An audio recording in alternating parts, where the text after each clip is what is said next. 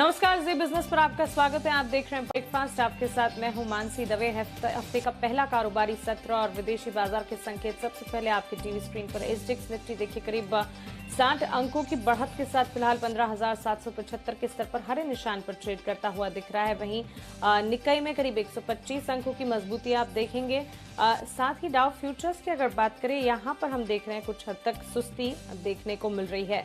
लेकिन शुक्रवार के दिन अगर अमेरिकी बाजार के ट्रेड की बात करें, ऊंचाई के पास शानदार बढ़त के साथ अमेरिकी बाजार ने क्लोजिंग दिखाई है। डाउ में करीब 180 अंकों की बढ़त देखने को मिली, तो नैस्डैक में भी 200 अंकों का उछाल देखने को मिला है। चलिए विदेशी बाजार के संकेतों में क्या कुछ अहम है और साथ ही कोरोना का अपडेट जो कि आज जानना काफी अहम हो जाता है, दोनों ही समझ लेते हैं दीपांशु भंडारी से। Deepanshu, good morning. सबसे पहले विदेशी बाजार कैसे संकेत दिख रहे हैं? Good morning Mansi. अच्छे संकेत दिख रहे हैं जहां तक विदेशी बाजारों का सवाल है। ज्यादा ट्रिगर हैवी हफ्ता नहीं है ये, बट फिर भी कुछ चीजें हैं जहां पर हमें रखनी पड़ेगी नजर। पिछले हफ्ते के एम्प्लॉयमेंट डेटा के बाद इस हफ्ते यूएस का इन्फ्लेशन डेटा आएगा और ये भी काफी इंपॉर्टेंट रहेगा जहां तक फेड की पॉलिसी का सवाल है। 15 और 16 तारीख को फेड की पॉलिसी आएगी, तो वहां पर हमारी नजर है, पर वो अगले हफ्ते है। पर ये डेटा काफी इंपॉर्टेंट रहेगा। साथ ही बाइडेन साहब का जो इंफ्रा स्टिमुलस प्लान है उस पर चर्चा होने वाली है। उनकी वित्त मंत्री जैनेट येलेन ने ऑलरेडी इसके रिलेटेड कुछ कमेंट्स भी किए हैं मीडिया में, जहां पर नजर है बाजार की। ईसीबी की पॉलिसी आएगी और यूके के Q1 जीडीपी डेटा भी आते हुए दिखेंगे। साथ ही ओवर द वीकेंड एक बड़ा डेवलपमेंट हुआ। G7 के फाइनेंस मिनिस्टर्स की मीटिंग हुई थी यूके में और ग्लोबल टैक्स रेट पर G7 देशों की सहमति है, यानी कि एक मिनिमम 15% का कॉर्पोरेट टैक्स रेट सभी बड़ी कंपनीज पर लागू होगा। ये G7 की सहमति है और इससे माना जा रहा है कि आगे जाकर कॉर्पोरेट प्रॉफिटेबिलिटी और अक्रॉस द ग्लोब, स्पेशली जो डिजिटल कंपनीज कारोबार कर रही हैं, उनके कारोबार में एक लेवल प्लेइंग फील्ड किया जाएगा। तो ये बाजार के लिए एक इंपॉर्टेंट डेवलपमेंट है जो वीकेंड को हुआ है। अगर आप पिछले शुक्रवार के एक्शन की बात करें तो अमेरिकी बाजारों में अच्छा रिबाउंड आते हुए देखा। हमने देखा कि डाउ लगभग 180 अंक चढ़कर दिन की ऊंचाई पर बंद हुआ। आईटी स्टॉक्स में जबरदस्त एक्शन था और नैस्डैक ने लीड लिया। 1.5% का उछाल आपने नैस्डैक पर आते हुए देखा। S&P 500 पर भी अच्छी बढ़त थी और S&P 500 अपने नए रिकॉर्ड से सिर्फ 0.2% की दूरी पर है इस समय। अगर आप देखें तो मई महीने का जो जॉब्स डेटा आया है वो अच्छा था, पर अनुमान से खराब था। मई के महीने में लगभग 5,60,000 नई जॉब्स जोड़ी गई हैं, बल्कि अनुमान 6.25 लाख का था। तो अगर आप वैसे देखें तो अनुमान से कम था, बट अप्रैल के जो 2.25 लाख का फिगर है उसका डबल होकर आया है। पर यह डेटा इंपॉर्टेंट इसलिए है क्योंकि यह डेटा अच्छा है ये दिखाने के लिए कि यूएस इकोनॉमी में रिकवरी हो रही है, पर उतना अच्छा नहीं है कि बाजार मानने लगे कि फेड फिलहाल अपनी पॉलिसी में बदलाव करेगा। तो दोनों तरह से निवेशक खुश हैं कि एक तो यूएस इकोनॉमी में स्ट्रेंथ दिख रही है, पर उतना अच्छा डेटा नहीं है कि फेड अपना स्टिमुलस पुल बैक करे या फिर दरों में अभी बदलाव करे, और इसलिए हमने यूएस मार्केट्स में रिएक्शन देखा। साथ ही हमने देखा कि बॉन्ड यील्ड्स में तेज गिरावट हुई। 1.62% से गिरकर 1.55% तक बॉन्ड यील्ड्स आते हुए दिखे। फिलहाल अगर आप देखें तो 1.57% के करीब वहां पर हैं। कच्चे तेल में तेजी कायम है, 2 साल की ऊंचाई पर है। ब्रेंट में हमने देखा इंट्राडे के स्तर पर $72 का स्तर भी छुआ है। साथ ही कमजोर यूएस डेटा की वजह से सोने में खरीदारी हुई है। $1900 के करीब आपको सोना दिख रहा है और डॉलर में वापस दबाव बनते हुए दिखा। ऑलराइट, तो चलिए विदेशी बाजार के संकेत तो अच्छे दिख रहे हैं, लेकिन दीपांशु, कोरोना के मामलों में ताजा नया क्या है? क्या कोई ऐसी खबर और साथ ही अनलॉक को लेकर क्या बड़ी बातें आती हुई दिख रही हैं? बिल्कुल मानसी, और राहत के ही संकेत हैं जो हम देख रहे हैं कि पिछले 2 हफ्तों का ट्रेंड रहा है मामलों में लगातार गिरावट का।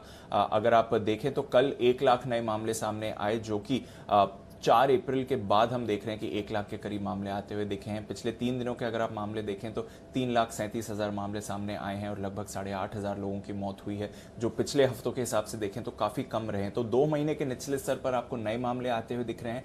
लगातार एक्टिव मामले कम हो रहे हैं, फिलहाल 14 लाख के नीचे हैं एक्टिव मामले। अगर आप दिल्ली की बात करें, जहां पर 1 महीने पहले हम काफी परेशानी देख रहे थे, अब वहां पर करीब 400 नए मामले दिन के आ रहे हैं और जो पॉजिटिविटी रेट है वो 0.3% पर है। तो 2.5 महीने के निचले स्तर पर हैं दिल्ली के नए मामले। और देश की 377 डिस्ट्रिक्ट्स ऐसी हैं इस समय जहां का पॉजिटिविटी रेट फिलहाल 5% से भी कम है। तो डेफिनेटली काफी राहत के संकेत आ रहे हैं जहां तक कोरोना के नियंत्रण की बात है। इसके साथ ही हम देख रहे हैं कि अनलॉक की प्रक्रिया अब शुरू हो गई है। वैसे तो ऑफिशियली कई सारे राज्यों ने अपना लॉकडाउन 14 तारीख तक बढ़ाया हुआ है, बट आंशिक तौर पर अनलॉक का प्रोसेस भी शुरू हो गया है। जैसे कि आप महाराष्ट्र में देखें, 5 लेवल्स का अनलॉक इन्होंने घोषित किया है और जो डिस्ट्रिक्ट्स लेवल 1 और लेवल 2 में आ रही हैं वहां तो लगभग सभी चीजों में छूट दे दी गई है, बहुत ही कम रेस्ट्रिक्शंस रहेंगी।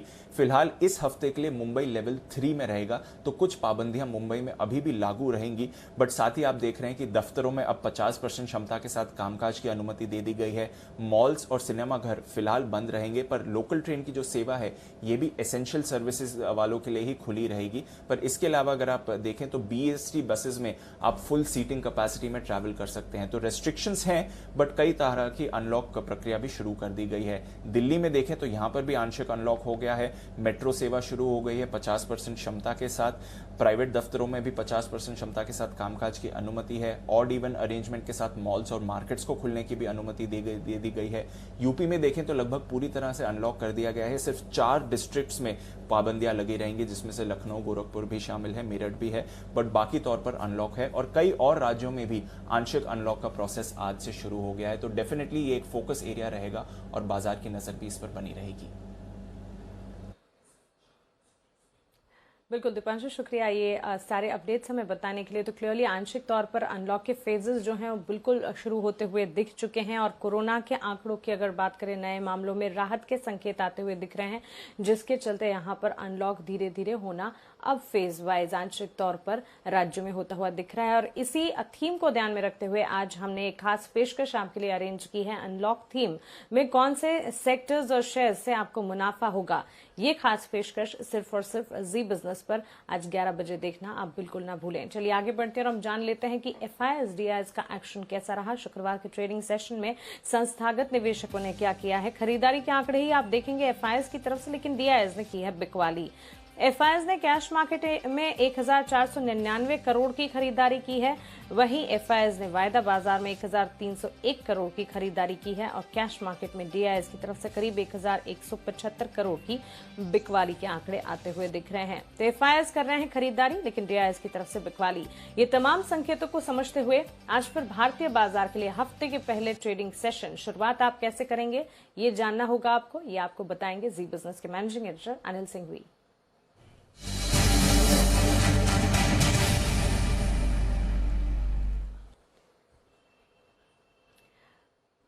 Anil sir, good morning. विदेशी बाजार से अच्छे संकेत, कोरोना के आंकड़ों में गिरावट और साथ ही अनलॉक के फेज शुरू होना, एफआईएस की खरीदारी, कैसे हैं ये सारे संकेत और भारतीय बाजार पर आज पहली रणनीति क्या होनी चाहिए?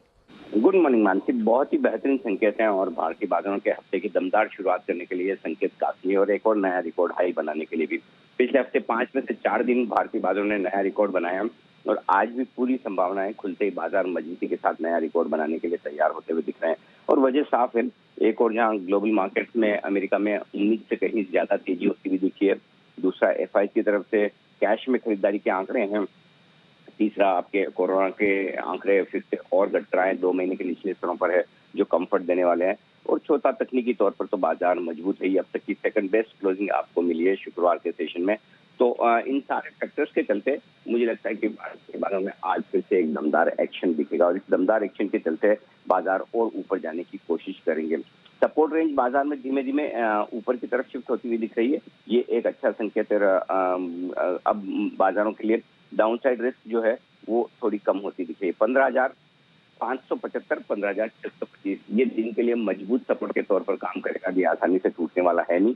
ऊपरी स्तरों पर 15,800, 15,875 की रेंज तक जाने की कोशिश निफ्टी की हो सकती है। 15,733 का लाइफ हाई हमने बनाया है शुक्रवार को, उसके ऊपर एक बार जरूर निकलेंगे। जहां तक बैंक निफ्टी का सवाल है, थोड़ा सा सुस्त था शुक्रवार के सेशन में लगता है, लेकिन आज फिर से बैंक निफ्टी थोड़ा कैचअप करने की कोशिश करेगा।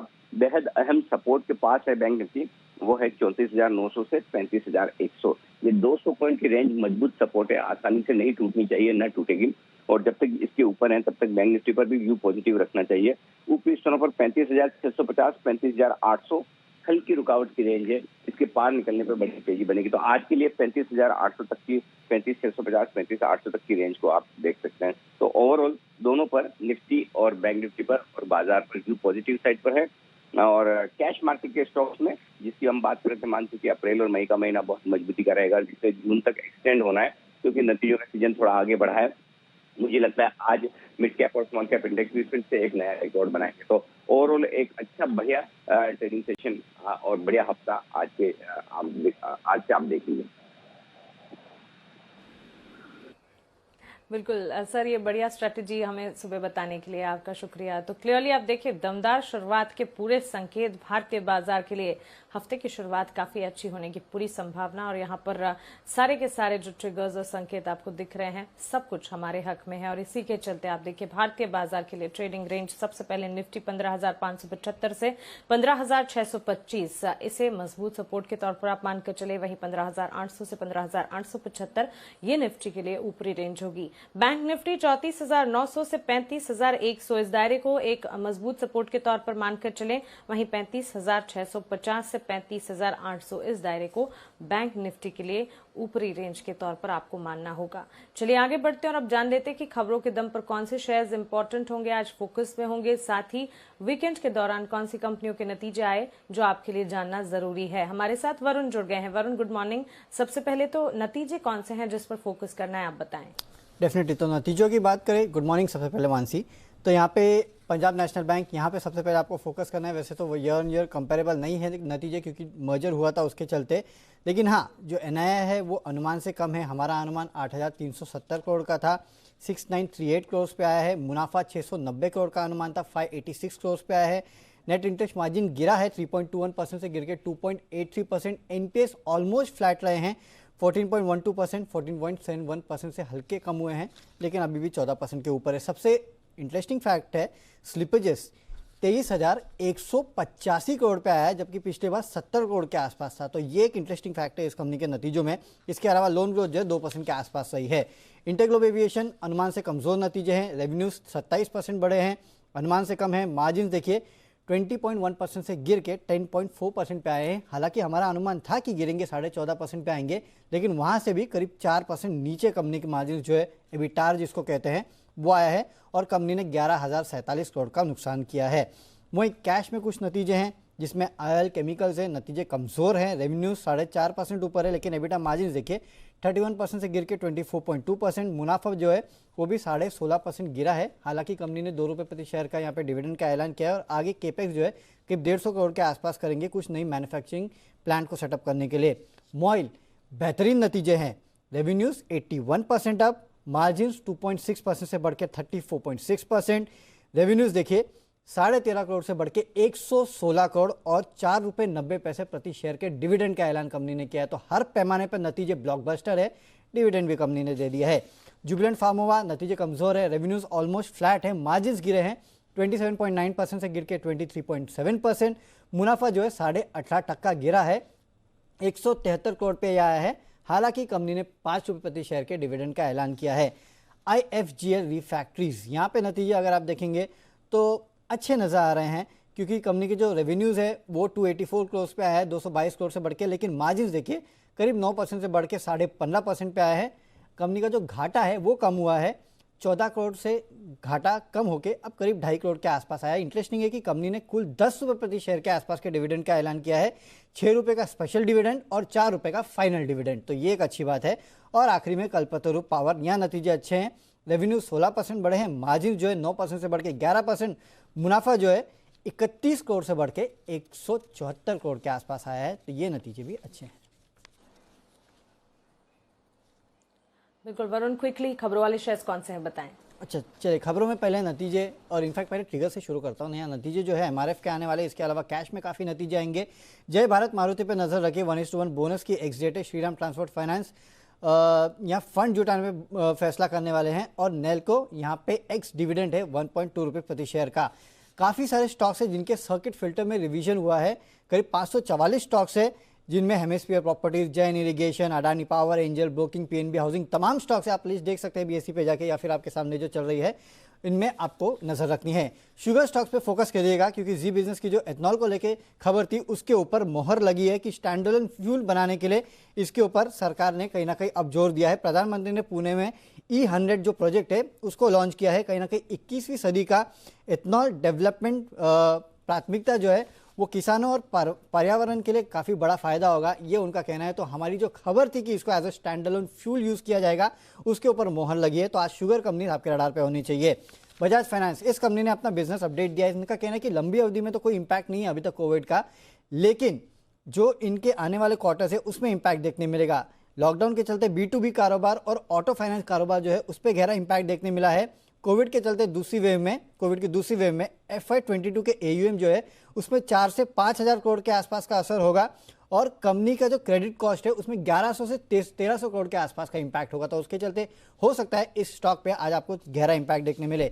Equitas small finance, collection efficiency जो है करीब 77.84% रही है, और बिलिंग एफिशिएंसी करीब 67% के आसपास रही है मई के महीने में। एक्सिस बैंक और स्पंदना स्फूर्ति, इनफैक्ट इन कंपनी की कहीं ना कहीं मर्जर टेक ओवर की बातें जो चल रही थी उसका दोनों कंपनियों ने पूरी तरह से खंडन किया है।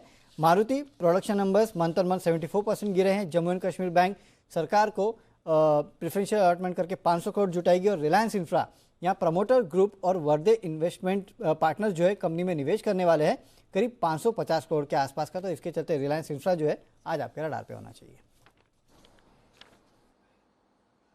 बिल्कुल, तो चलिए शुक्रिया वरुण। ढेर सारी खबरें हैं, साथ ही कई सारे नतीजे आते हुए दिखे जिस पर आज हमें फोकस रखना होगा। लेकिन हमारी खास पेशकश बाजार आज और कल में HDFC सिक्योरिटीज के VK शर्मा ने ऑप्शंस की दमदार रणनीति सुझाई है, आइए वो देख लेते हैं। तो भेल 74 रुपए पे जो बंद हुआ है, तो वहां पे मेरी सलाह कि आप जो कॉल लें 4 रुपए 30 पैसे पे, स्टॉप लॉस रहेगा उसमें 3 रुपए, और टारगेट आपका रहेगा 6 रुपए। और दूसरा जो टाटा मोटर्स का 335 रुपए बंद हुआ है, तो 340 की कॉल आप 13 रुपए 70 पैसे पे लें, स्टॉप लॉस रहेगा 10 रुपए, टारगेट आपका रहेगा 18 रुपए।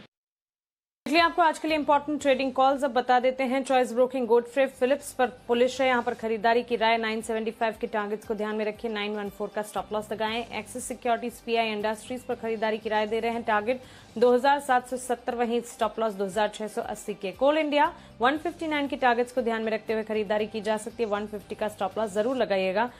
वहीं निर्मल बैंक सिक्योरिटीज की राय जो है ने CL इंडस्ट्रीज पर होगी खरीदारी की, 60 का स्टॉप लॉस ध्यान में रखें, 67 के टारगेट्स को मानकर चले। और टाटा मोटर्स यहां पर 322 के स्टॉप लॉस के साथ 350 के टारगेट्स को मानकर चले, खरीदारी यहां पर भी करने की राय निर्मल बैंक सिक्योरिटीज की तरफ से। सेंट्रम ब्रोकिंग के AVP equity technical research analyst Nilesh Jain अब हमारे साथ जुड़ गए हैं। नीलेश जी, गुड मॉर्निंग, स्वागत है आपका जी बिजनेस पर। क्विकली अपने रिकमेंडेशन और साथ ही इंडेक्स पर अपना नजरिया बताएं।